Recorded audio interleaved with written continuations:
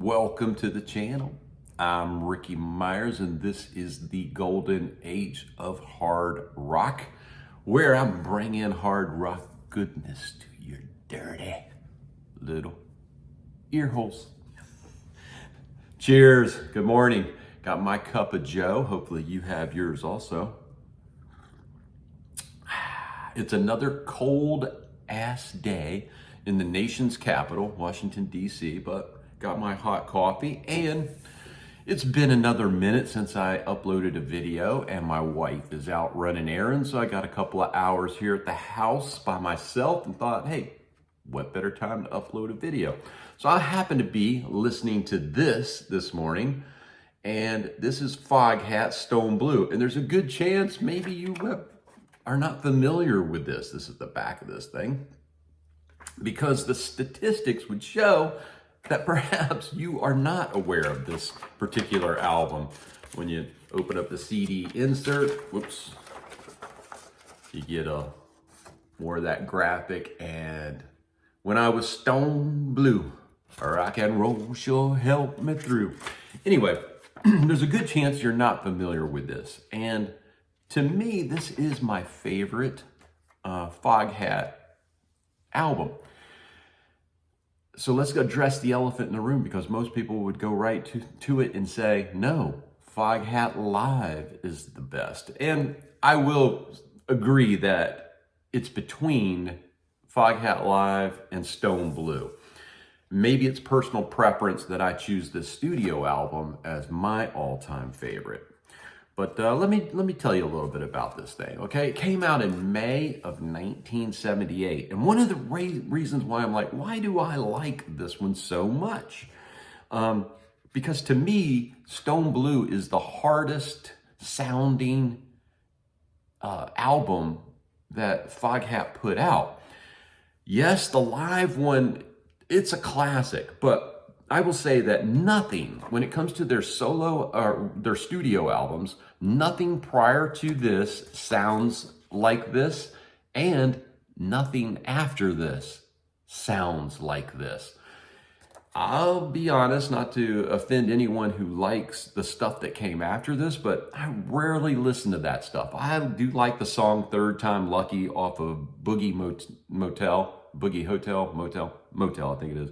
I do like that song, but I really don't listen to that other stuff. Anytime that I grab something, it's either going to be Stone Blue or FOGHAT Live.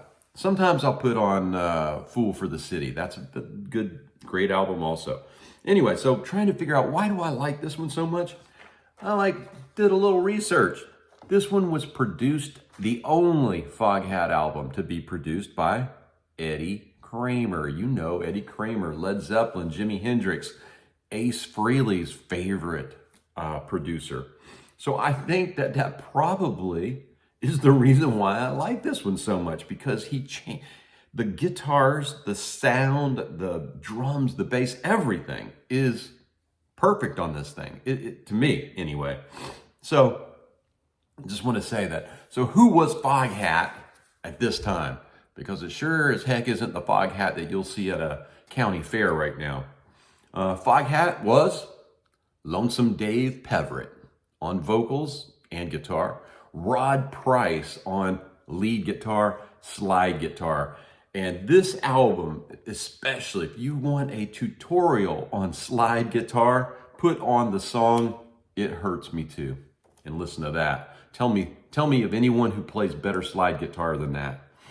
Okay, what else? You got Roger Earl on drums and Craig McGregor on bass. So those four guys. And sadly, three of them are no longer with us. The only remaining member of this album is Roger Earl. And that's who you'll see if you see FOGHAT at a county fair or wherever you might see them at, smaller size venue. It'll be Roger Earl and three other guys. So what else can I tell you about this bad boy? Well, one, I'll tell you the songs on this thing, okay? I'm gonna have to look down here at them, but Stone Blue, the title song written by Dave Peverett. Sweet Home Chicago, a cover of the Robert Johnson blues song and it is one of the best versions of that song. I'm a big Eric Clapton fan, but I prefer this version over even Eric's version of Sweet Home Chicago. You also have Easy Money, written by Dave Peverett, and then you have Midnight Madness, written by Dave Peverett and Rod Price. It Hurts Me Too, of course, a blues cover from the great Elmore James. My favorite version of that song, actually. Another one that Clapton has done and many other blues artists. Then you got High on Love, a Peverett Price composition. Another blues cover, Chevrolet, which was written by Earl McDaniel. And you might know him from, I've mentioned Clapton a couple times already, Before You Accuse Me, made big by Clapton. And the last song is an original by Peverett and Price called Stay With Me.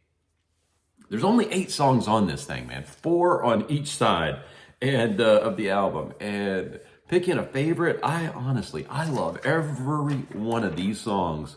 And if I had to pick one as my favorite, I think I'm going to go with It Hurts Me Too. The great slide guitar on that, man, it's just a phenomenal version of that song.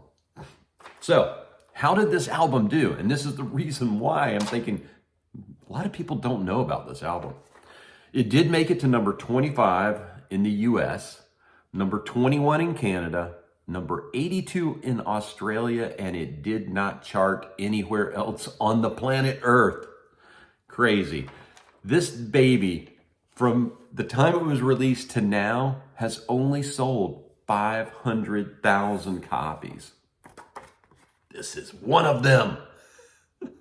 So, if I can do anything to convince you to give this one a listen on whatever streaming service that you use, give it a listen and see if you want to actually add it to your collection.